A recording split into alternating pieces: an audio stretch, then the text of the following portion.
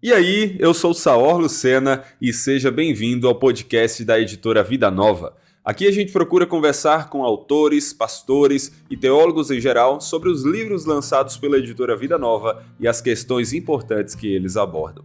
E hoje vamos receber novamente Tiago Abdala para conversarmos sobre um excelente livro que Edições Vida Nova nos trouxe: Agostinho e a Doutrina da Criação, uma sabedoria antiga para uma controvérsia atual, do Gavin Ortlund.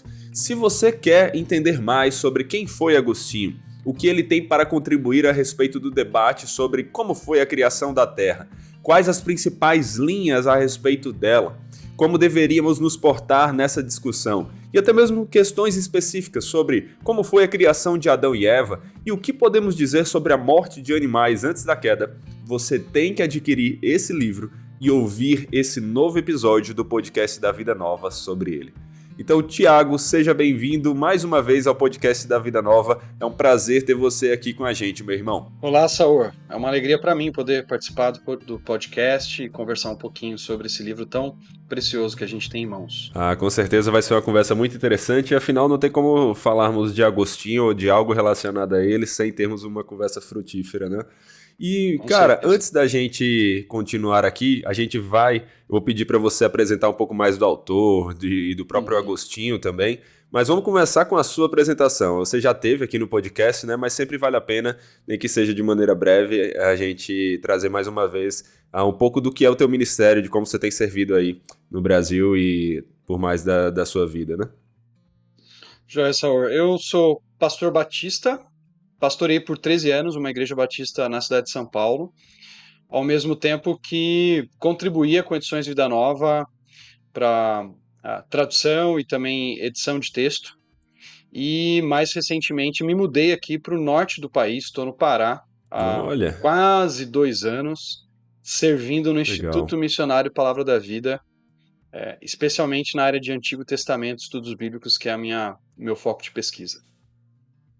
Muito bom, meu irmão. Que Deus continue abençoando aí seu ministério, você continue Amém. sendo luz aí onde você estiver. E agora vamos começar a falar do livro em si, né? Aqui nós temos o livro Agostinho e a Doutrina da Criação, uma sabedoria antiga para uma controvérsia atual. E quem escreveu esse livro aqui foi o Gavin Ortlund, ou Ortlund. Qual é a pronúncia certa, Tiago? Gavin Ortlund. Ortlund. Maravilha. Então, além da explicação da pronúncia do nome, fala um pouco mais sobre esse autor, que apesar de ele ser com certeza um bom autor, ele ainda não é tão conhecido aqui no Brasil, né? Então é bom a gente começar por essa apresentação. Quem é ele, por que que ele é alguém que pode falar algo proveitoso sobre Agostinho aqui. Joia, o Gavin Ortlund é um pastor batista também. Ele tem o seu doutorado em teologia histórica pelo Fuller Theological Seminary. E ele trabalhou no seu projeto final ali, doutorado, em Anselmo de Cantuária, né? Então, depois desse trabalho, inclusive, foi publicado. Então, ele é um especialista em história da igreja e é um autor muito prolífico, né? Ele já publicou 8 livros, tem apenas 40 anos. Caramba. Pois é, a gente tem já em português o livro publicado, inclusive, por Edições Vida Nova, né, que são questões sobre as quais vale a pena lutar, né, a questão da triagem teológica, que é também do Gavin Ortlund.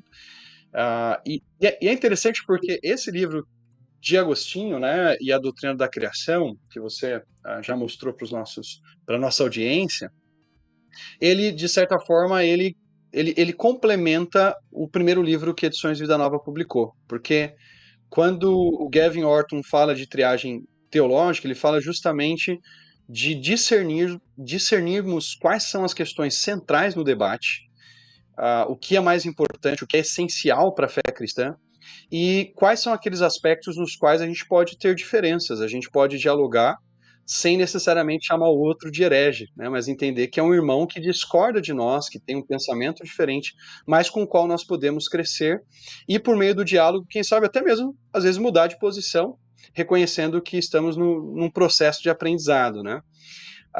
Ele é um autor que tem me chamado muito a atenção, né? Ele tem um outro livro chamado também Humildade, ainda não foi publicado em português, né?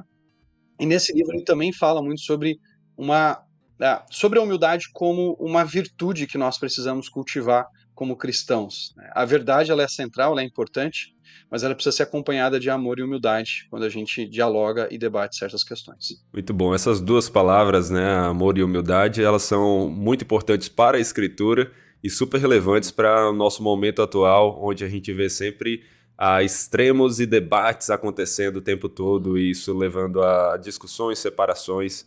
E é importante a gente ter aqui um autor escrevendo sobre isso a partir de uma cosmovisão bíblica e tratando de assuntos tão relevantes, né? E Saor, aqui nós. Sim, pode falar. até uma curiosidade interessante, né? O Sim. Gavin Ortlund, ele publica, né? Ou ele escreve, na verdade, esse texto, depois ele vai publicar, no momento em que um centro de estudos do Trinity Divinity School, né, conhecido como Carl Henry Center for Theological Understanding, em que ele pesquisa, ele ganha uma bolsa para fazer essa pesquisa, e nessa pesquisa, então, ele vai trabalhar com Agostinho justamente para propor um diálogo que já está sendo fomentado nesse período de pesquisa desse centro que há lá no Trinity Divinity School. Então, é bem interessante entender também como é que foi o processo, né? Ah, maravilha, maravilha. Dá pra gente, inclusive, comentar um pouco mais agora ao falarmos mais de quem é Agostinho. Porque Agostinho já é uma figura bem conhecida no nosso meio. Talvez seja um pouco ainda mais conhecido no meio reformado, de maneira geral, mas ele é alguém muito importante para a história da igreja como um todo, não é mesmo?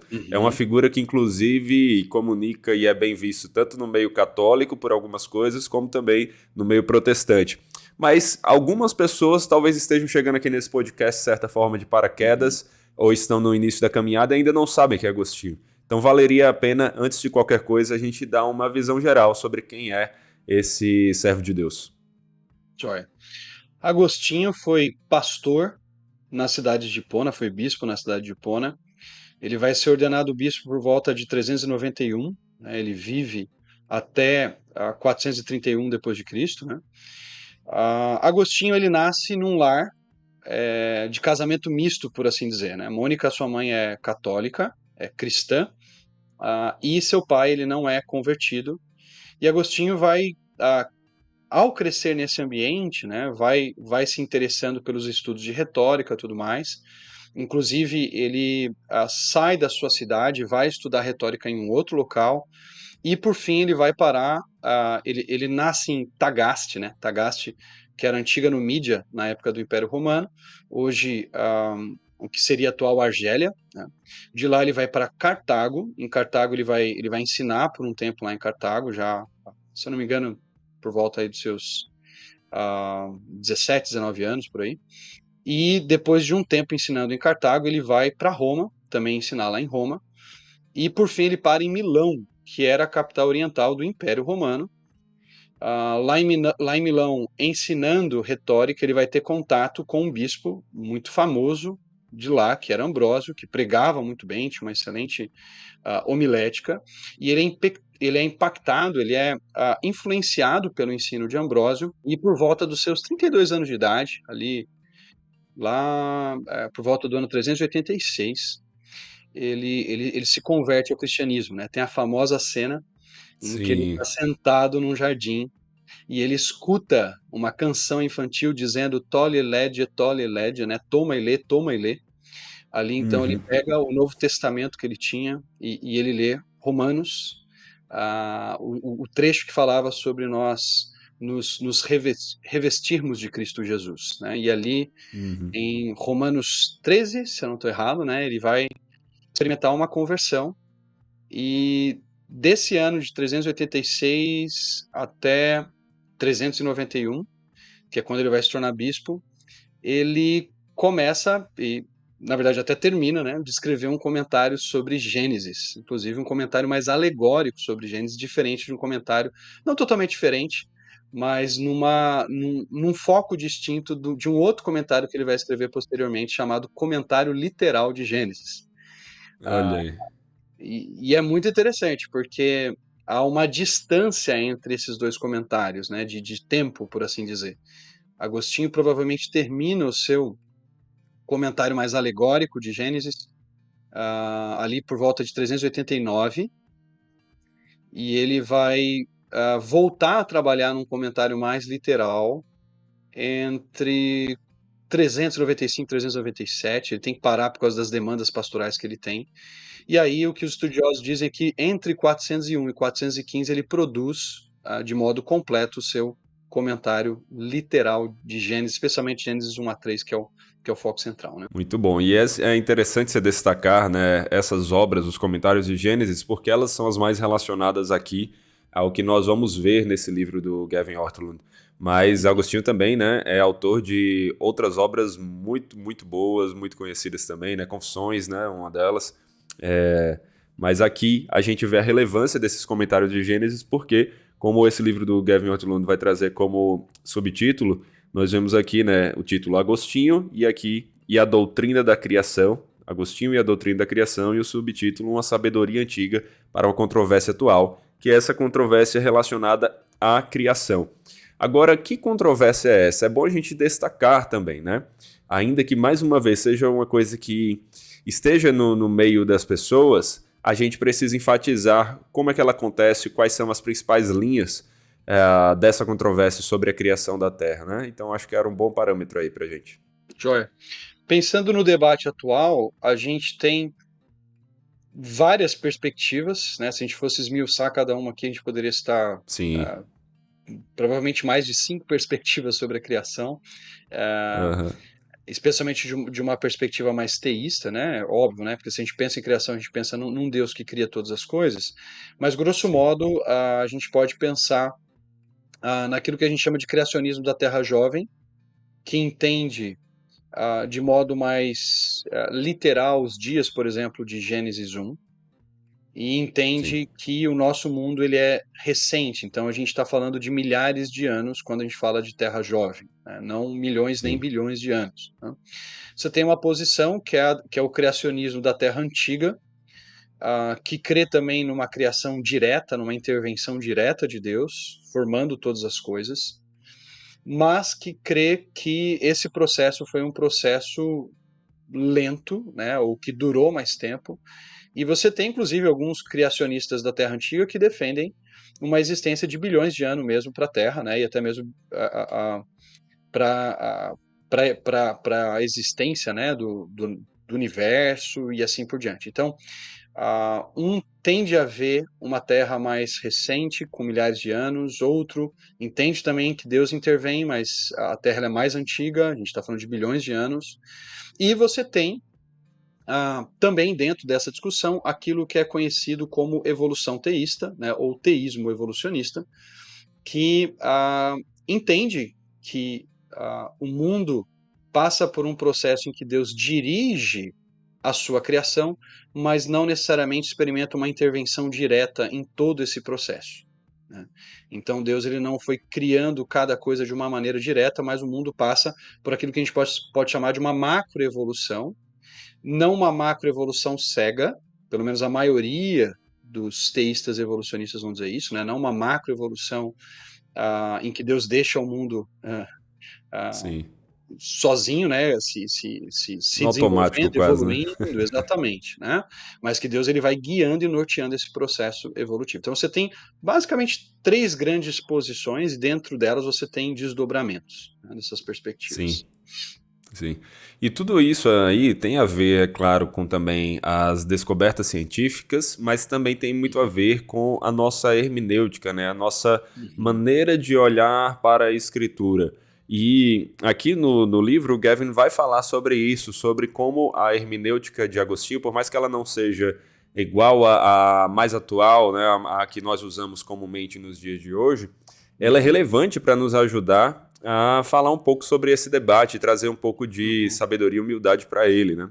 Só que Uhum. o que é hermenêutica? Vale a pena a gente destacar isso para o nosso público também. O que é hermenêutica, Tiago? Quando a gente fala de hermenêutica, a gente está falando dos princípios que norteiam a interpretação de um texto.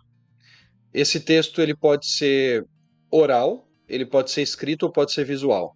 Então, grosso modo, hermenêutica ela fala da compreensão da interpretação de uma mensagem e os princípios que norteiam nesse processo de entendimento dessa mensagem. Quando a gente fala de hermenêutica bíblica, então a gente está falando dos Sim, princípios para a interpretação do texto bíblico. Então, questões como aspectos culturais, gramaticais, a, a retórica que o autor bíblico usou, né, questões literárias, né, que gênero a gente está tratando quando a gente vai interpretar o texto, né? Esse gênero aqui ele é mais narrativo, ele é mais poético, ou ele tem às vezes uma mescla dos dois, né? Se a gente pensa, por exemplo, em Juízes 4 e 5, né? Narrativo, Aham. tem poesia na Sim, história ali da batalha contra Císera.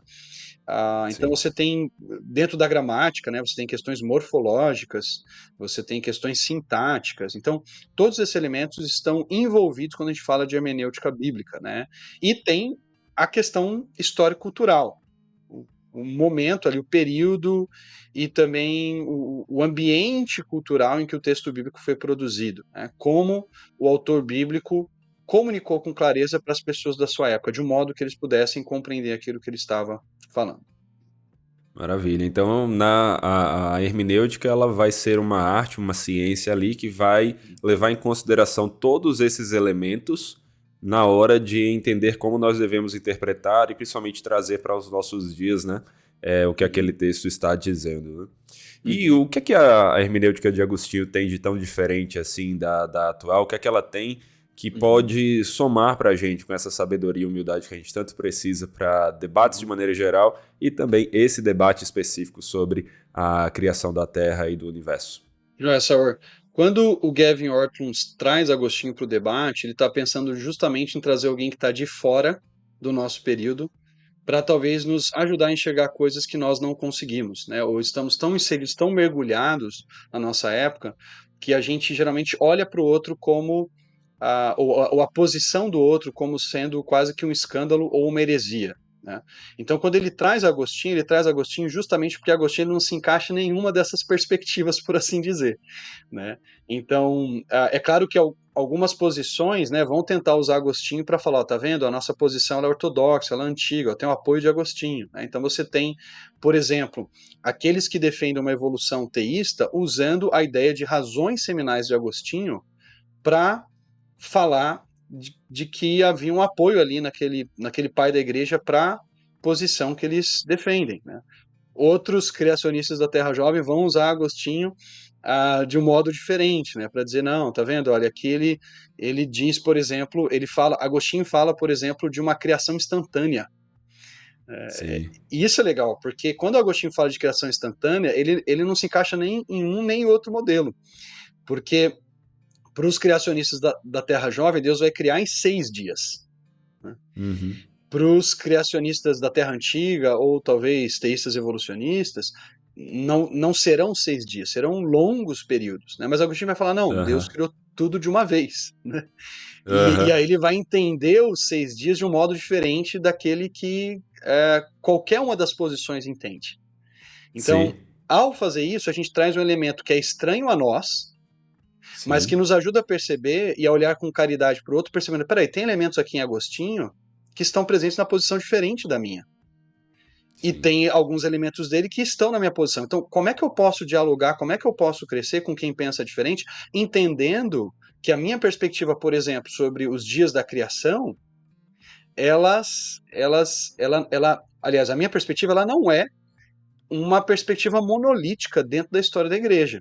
Então, Uhum. mesmo quem diz, olha, são dias literais, ou quem diz, esses dias eles são períodos longos, você tem personagens ou teólogos importantes da história da igreja que articulam as duas possibilidades, que Sim. defendem as duas possibilidades de compreensão, de entendimento do texto. Então, isso me faz entrar no debate com mais humildade. Isso me faz perceber que eu não sou o primeiro a estudar essa questão, e eu posso aprender com os meus irmãos do passado que debateram e que talvez eu vou discordar em vários pontos ou em alguns pontos, mas me ajudam a dialogar com mais cuidado e com uma disposição de aprender mais. Exato, exato. E é como você falou, né? Ao longo da história da igreja, nós vemos esse debate acontecendo, nós vemos Uhum, posições diferentes defendidas por grandes expoentes, homens piedosos, estudiosos, e uhum, até nos dias de hoje nós continuamos tendo isso, né? Ainda é um assunto que traz discussão e que nós temos pessoas que nós admiramos em ambos os lados do debate, trazendo posições distintas, mas pessoas que nós concordamos com as bases da fé cristã, né? E que Perfeito. nós admiramos em muitos sentidos. E só que a gente estava até conversando um pouco aqui antes, né, da gravação, como o debate ele vai para um lado que não é o que deveria acontecer no meio cristão, né? Por exemplo, aqueles que olham para quem pensa na Terra Jovem e dizem assim, pensar na Terra Jovem é você ser quase que ignorante, você não pensar nas evidências, você ser um fundamentalista. E você olhar para a Terra Antiga ou para o evolucionismo teísta, aí os da Terra Jovem vão dizer é como se você fosse um liberal, como se você não tivesse crendo mais na inspiração das escrituras. E não é isso, né, que a gente deveria ver, e aí a gente vê Agostinho sendo útil para esse debate. Qual é essa importância tão grande que Agostinho vai dar à humildade, e quais lições dele em relação à humildade que vão ser úteis para esse debate, para a gente não cair nesses extremos assim? Eu acho que o primeiro ponto é entender que Agostinho gasta mais de 20 anos nesse processo de confecção do seu comentário de Gênesis, né? Porque ele começa com um comentário que tem uma tendência mais alegórica, que é inclusive uma resposta aos maniqueus do seu tempo, ao maniqueísmo do seu tempo, que o influenciou antes dele se tornar cristão, antes dele conhecer a Cristo, com Seria 32 bom aqui, anos. Thiago, só a Aham, gente falar um pouco mais do que é o maniqueísmo para o pessoal. joia. O maniqueísmo pode ser resumido numa religião bastante sincrética, que vai surgir ali por volta do século 3 depois de Cristo, numa região conhecida como Pártia, né, ou Reino dos Partos.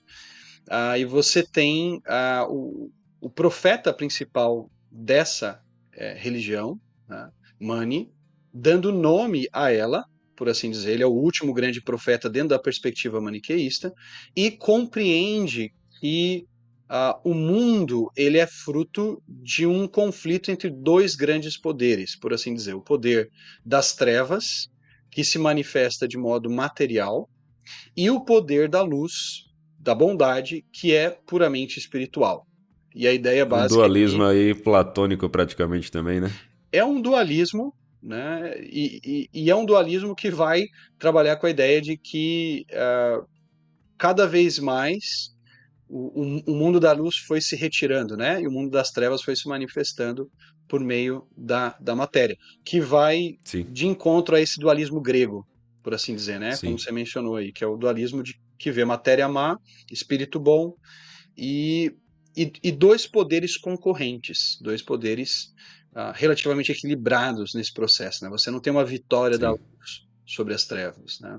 Então nessa sim. mistura toda assim, os maniqueístas interagiram também com cristianismo, judaísmo, fizeram uma verdadeira salada de frutas, e Agostinho vai responder por meio do seu comentário, mostrando. Aqui a gente tem alguns insights interessantes nessa Saur. Por exemplo, um dos pontos de Agostinho, quando ele vai discutir a questão de Gênesis de 1 a 3, é mostrar a bondade da criação. Esse é um tema que às vezes a gente esquece quando vai debater, Verdade. e a gente pode ficar preso simplesmente a discutir se os dias eram de 24 horas ou não. Como se essa fosse uma Aham. questão central no debate, não é. Né? Então Agostinho vai dizer, olha, o importante é que Deus cria todas as coisas boas, né? No final ele vai avaliar tudo como muito bom, e isso deve gerar em nós louvor e gratidão por tudo que ele faz, quando a gente olha para a natureza. Agostinho, ele chega a falar, por exemplo, sobre a beleza nos vermes, nos insetos, nos animais rastejantes, né? Ele vai tem um ponto do comentário já mais para frente, que é o comentário literal, em que ele fala sobre a interação da mosca e da lagartixa, né? E que a beleza Rapaz. a gente estava Ele fala que a beleza na barata também, porque minha esposa ia discordar bastante dele assim, mas só pra você sabe saber. que a minha esposa tem horror à lagartixa, né? Ah, E, é? e, Olha e, aí. e a gente está aqui no Pará, né? Então uma coisa que mais tem por Aham. aqui é lagartixa. Mas Agostinho vai Aham. falar, até nesse processo, né, da cadeia de alimentar, né, em que a mosca é Aham. comida pela lagartixa, a lagartixa é comida pela cobra, assim por diante, Agostinho vai falar, ele vai falar de uma beleza inferior, mas que Aham. não deixa de ser beleza. E que não é Interessante. má em si mesma. Ela é a expressão da bondade e da beleza de Deus. Só que se a gente se atém apenas à mosca, eu lembro de situações em que eu tô lá querendo matar uma das moscas que entrou na minha casa e está atrapalhando o nosso almoço, né? E E lá depois naquela raquetezinha assim. e depois exatamente, aquela raquete elétrica, né? Exato. E aí, às vezes eu falo maldita mosca, né? Que entrou aqui e está atrapalhando o nosso Aham. almoço. Mas a perspectiva de Agostinho não poderia falar maldita mosca, né? Porque ela tem um papel dentro do todo, né? Isso que é interessante. Agostinho fala, às Sim, vezes a gente está preso a um ponto só da criação, mas a gente tem que ver que aquele ponto faz parte de um todo. E nesse todo sim, existe beleza. Então, eu acho que sim. Agostinho nos ajuda a pensar isso e a mostrar que esse debate é um debate longo. Não dá para a gente gastar 40 minutinhos estudando e achar que nós já temos uma posição fechada para entrar no debate e expressar convicções. Agostinho leva Já entrar com os anos dois para pés no discutir peito, né? isso. Assim, no debate. Exatamente. Exatamente. Infelizmente, há muita gente que faz isso, né? Eu acho que um Uhum. grande perigo aí, Saur, a gente está falando de um homem, né? Como eu falei, 389, o comentário alegórico. Depois, 397, ele tem que parar o seu comentário literal, porque ele não consegue terminar. Ele vai terminar por volta de 415, vai ser publicado só em 426. Então, a gente está falando de pelo menos mais de 20 anos nisso. E Aham. às vezes há pessoas que acham, porque eu estou há tanto tempo estudando, e ela é de uma determinada disciplina científica, né? Ela trabalha com uma área da ciência, ela consegue em si dominar todos os pontos. Né?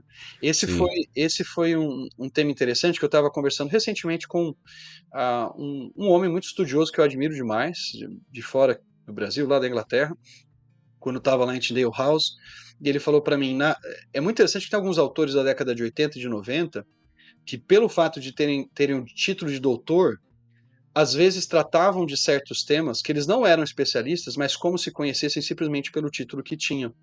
Então, Agostinho nos ajuda a pensar também que a gente pode se beneficiar do conhecimento que o outro tem. Mesmo que Aham. o outro talvez não tenha a mesma titulação que nós, mas se essa pessoa está estudando e ela tem um conhecimento de uma determinada área que nós não temos profundidade, nós precisamos também parar um pouquinho para ouvi-la e aprender com essa pessoa, né?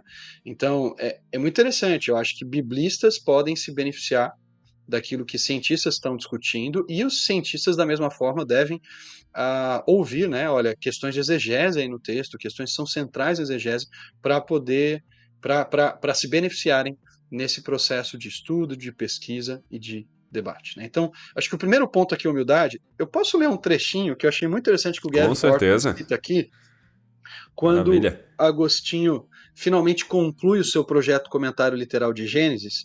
Olha a humildade desse homem no texto. Ele diz assim: discuti o texto e escrevi o melhor que pude em 11 livros. Afirmei e defendi o que me pareceu certo. Sobre as muitas incertezas, eu indaguei, hesitei, pensei. Deixa eu continuar aqui. Opiniões diferentes. Não para prescrever a ninguém o que deva pensar acerca de pontos obscuros, mas sim para mostrar que estamos dispostos a ser instruídos quando tivermos dúvidas sobre o significado e a desestimular o leitor de fazer afirmações precipitadas onde não conseguimos estabelecer bases sólidas para uma decisão definitiva. Então, o que Agostinho diria para nós, para cada um de nós, é mais humildade, meu filho, mais humildade, porque eu passei aqui esse tempo todo e ainda tenho muitas perguntas, tenho muitas questões e estou aberto para aprender e entender melhor o texto. Exato. Eu acho que de tudo aí que você falou também, cara, o que eu acho mais incrível não é nem tanto quando você vê um biblista e alguém que é da área científica e eles querendo tomar as opiniões deles, as decisões deles sobre a interpretação e sendo firmes nela. E claro, como você pontuou, também tem que haver humildade, Uhum, com certeza.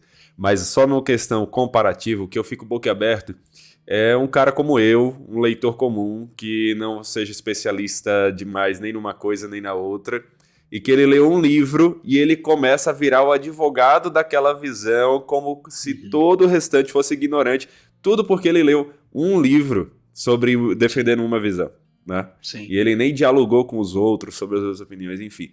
Então, Uhum, assim, essa humildade é muito relevante para dias onde na internet a gente vê tanto comentário, né, agressivo de cristãos. Isso aí é Uhum, complicado, né? uhum. Saul, é interessante, né, a gente perceber.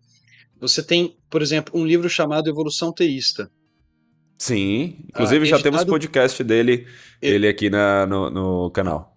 Legal, perfeito. Então, recomendo o pessoal assistir o podcast e também adquirir o livro, Ler o livro, exato. porque esse livro ele vai juntar homens que têm posições tanto de terra jovem quanto terra antiga, mais, eu diria, de terra antiga, mas que conseguem dialogar e debater a posição do criacionismo, né?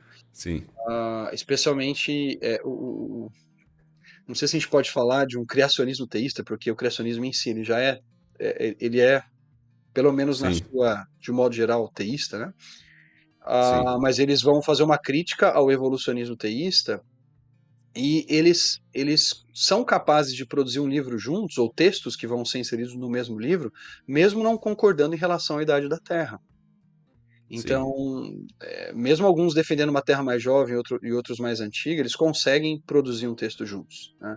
Uma coisa que me sim. chamou muita atenção, Saur, nessa questão dos debates, a gente estava até comentando, antes de sair, inclusive, o livro do Gavin Orton, e ele cita, foi muito interessante que ele cita numa nota de rodapé esse debate que eu tinha assistido lá do Carl Henry Center, né? Que eu já mencionei Aham. anteriormente, em que você tem Albert Moller, que é Uhum. um criacionista da Terra Jovem, debatendo ou conversando com John Collins, que advoga uma Terra antiga. Os dois são criacionistas. Mas o Albert Molle vai dizer, olha, essa questão, se a Terra é jovem ou se ela é antiga, ela não é uma questão primária nem secundária no debate. Se a gente pensa numa triagem teológica, ela é uma questão Sim, terciária. E ele vai afirmar, olha, eu posso ter professor no seminário em que eu sou presidente, o Seminário Batista do Sul, lá dos Estados Unidos, que discorda de mim nesse ponto. E a gente consegue conviver e trabalhar na mesma instituição. sim. Então, essa não é uma questão a ponto de eu chamar o outro de herege, porque ele discorda de Esse é o mim, ponto. né? Então, essa é uma questão importante. O que é central nisso é que Deus criou. Como Deus criou, quanto tempo ele levou, existe espaço para debate. A gente pode até ser contundente na nossa posição, mas sem jamais desrespeitar o outro, ou dizer, às vezes, como eu já escutei aí nesses debates, né? Olha, fulano tem que se converter a tal posição do criacionismo. Não, fulano tem que. Todos nós temos que nos converter a Cristo, né? É Cristo Aham. que redime, não é uma posição que redime, né? E aí a gente Sim. vai dialogar com respeito e expressar as nossas diferenças.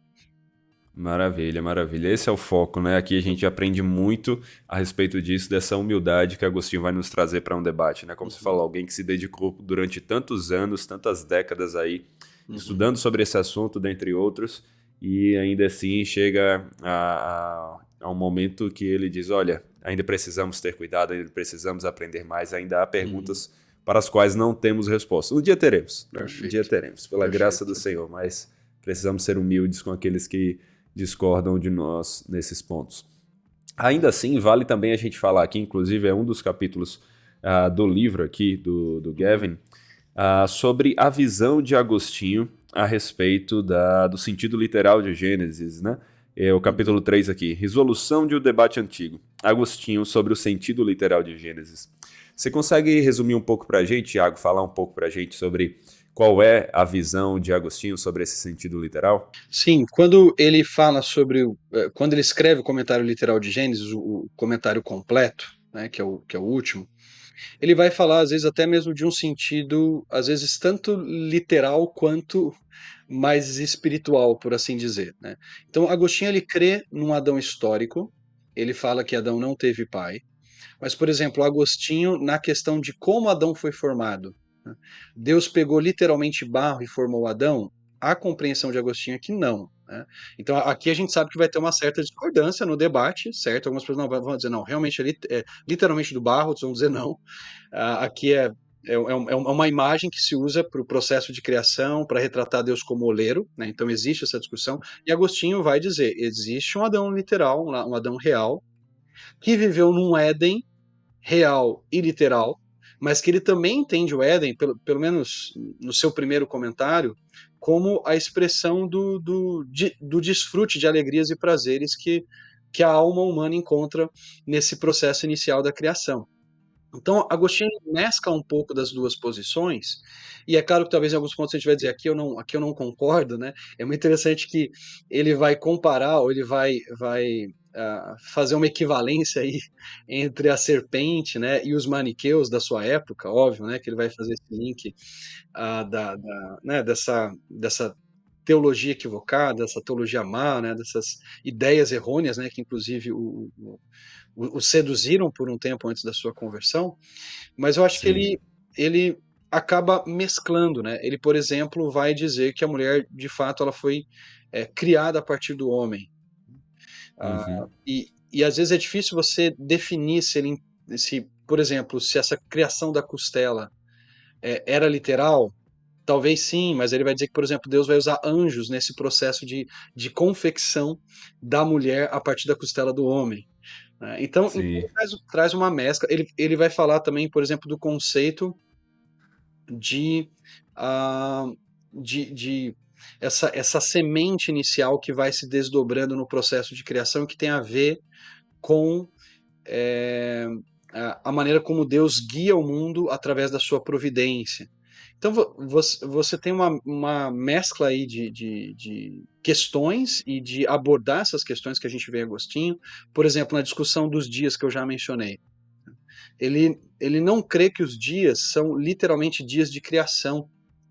Ele crê que são dias em que Deus revela para os anjos aquilo que ele fará. Então ele Olha. fala que primeiro ele mostrou, óbvio, né, que aqui talvez a gente vai se distanciar de Agostinho, de qualquer posição dos nossos dias vai se distanciar, mas ele crê que ele foi mostrando nesses 6 dias angelicais o que ele faria e que ele não faz o mundo em 6 dias, mas ele faz o mundo num piscar de olhos, de maneira instantânea, né? Na verdade, ele vai Aham. inclusive recorrer ao livro de Eclesiástico, né, que é um livro, a gente, né, tradição evangélica que a gente tem, Sim. um livro deuterocanônico, ele não é um livro canônico, né? E nós Aham. evangélicos não cremos que seja a palavra de Deus, mas Agostinho lidava Sim. naquela época com certos livros que eram ah, ah, apócrifos, e ele vai olhar para Eclesiástico 18, que trata Deus criando o mundo de maneira instantânea. Então ele diz: olha, Deus criou o mundo de uma só vez, né? E esses 6 dias, então, seriam os dias em que Deus revela para os anjos aquilo que ele vai fazer, né? O Gavin Orton usa uma figura interessante, né? Como, sei lá, num desenho, o mago que tem uma bola de cristal, né? E mostra para os seus ajudantes o que ele vai fazer, o que ele vai criar, né? Então ele tenta ilustrar a ideia de Agostinho com essa imagem mais conhecida nossa, né? Óbvio que não é exatamente isso que Agostinho Claro, está claro. falando, né? Mas ele, Aham. por exemplo, não. Você quer ver um ponto interessante do porquê que ele discute essa questão da literalidade dos dias? Porque quando a gente chega, por exemplo, em Gênesis 2, ali versículos 3 e 4, onde a gente tem o chamado, o primeiro Toledot do livro de Gênesis, o primeiro marcador literário de Gênesis, Sim. diz lá que esta é a história de céus e terra, e a maioria das versões coloca quando Deus os criou. Qual Aham. que é a grande questão? A questão é que o termo dia, yom, do hebraico, aparece ali. O texto diz literalmente: esta é a história, ou a gênese, né, de céus e terra, no dia em que os criou. E Agostinho vai Aham. trazer esse ponto, quer dizer, Deus criou o mundo em um dia, instantaneamente, Aham. ou ele criou o mundo em 6 dias.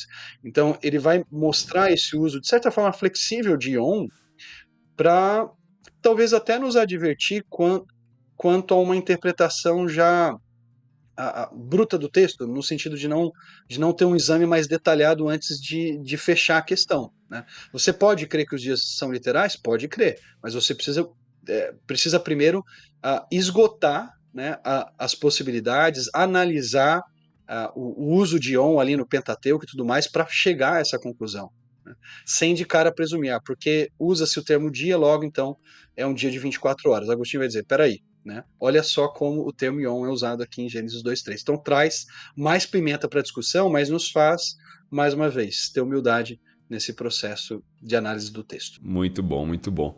E, Tiago, esse debate que existe entre essas visões a respeito da criação, eles estão em todo o local do mundo, né? Em todos os círculos aí onde nós vemos, principalmente o cristianismo presente, nós vemos esse debate sobre as visões de criação da Terra. Mas aqui no Brasil, justamente, não é diferente, a gente vê. E trazendo de forma mais específica para a nossa realidade, para a nossa sociedade, como esse livro, como o que o Gavin Ortlund traz aqui nesse livro que a Edições Vida Nova trouxe para a gente, pode nos ajudar a enfrentar e a ter uma resposta para os debates presentes no Brasil, no nosso meio. Saul, eu acho que é mais uma vez trazendo a gente para aquilo que é central no debate. Então, a gente falou já da bondade de Deus na criação. Um outro Sim, tema que eu acho que é caro para Agostinho, que é importante para Agostinho, que às vezes a gente se esquece nesses debates, é o tema da imagem de Deus. Então, como muito é que a bom. imagem de Deus pode guiar os nossos debates sobre questões como transhumanismo, né? Sim, Ou a discussão sobre transgêneros? Como é que a imagem de Deus, em Gênesis 1, 26 a 28, nos leva a olhar para o próximo que pensa diferente de nós com respeito, né? Vamos supor que uma pessoa adote, né, ou se diga transgênera, por assim dizer, né? uhum, uhum. Como é que eu trato essa pessoa? Eu vou discordar frontalmente das ideias dela, por entender que Deus cria seres humanos à imagem e semelhança como homem e mulher, né? Então Uhum. a sexualidade não é algo que a gente constrói.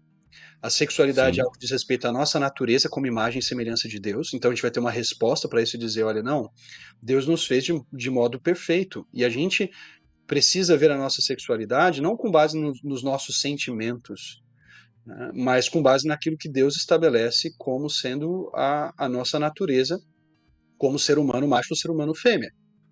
Por sim, outro lado, quando eu discuto isso, eu preciso tratar aquela pessoa que discorda de mim como um ser humano criado à imagem de Deus. Ela pode estar tendo atitudes que são contrárias ao que Deus revela, mas eu não posso entrar nesse debate de alguma forma desprezando essa pessoa, né? Ou reduzindo essa pessoa, porque por mais que ela não se contente com a bondade de Deus na criação e queira ser aquilo que ela não é, eu preciso tratá-la com a mesma dignidade que Deus quer que eu trate outras pessoas que têm a mesma ideia que a minha. Então, eu posso me posicionar e dizer: olha, eu discordo de você. Tá? Eu entendo que Deus cria homem e mulher e a gente precisa assumir a identidade a partir da criação de Deus, da bondade da criação de Deus. Mas eu vou respeitar você no sentido de não agredi-lo verbalmente, de não me distanciar dessa pessoa, mas ver essa pessoa como alvo, inclusive evangelístico, diante da qual eu sim, quero testemunhar de Cristo na minha vida, pelo modo amável como eu expresso as verdades da palavra de Deus, discordando dela, sim, mas fazendo isso com uma atitude irênica, uma atitude que expressa a paz de Jesus e não, né, talvez uma atitude bélica, como é muito comum a gente encontrar, né? Às vezes a gente pode perder as pessoas no debate, mesmo afirmando verdades que precisam ser ditas, né? Então a gente precisa dizer isso da forma adequada. Então, eu diria que são pontos como esse, sabe, Saul? Ele nos traz aquilo que é central.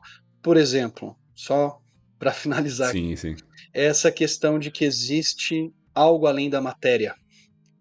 Aham, Então, esse é um ponto interessante, porque existe um Deus que cria todas as coisas. Logo, existe transcendência em nós, porque fomos criados por esse Deus, né? O homem ele é um ser espiritual e material, e o nosso mundo está cansado das explicações materialistas da vida, né? Essas explicações estéreis, essas explicações que só trazem desespero.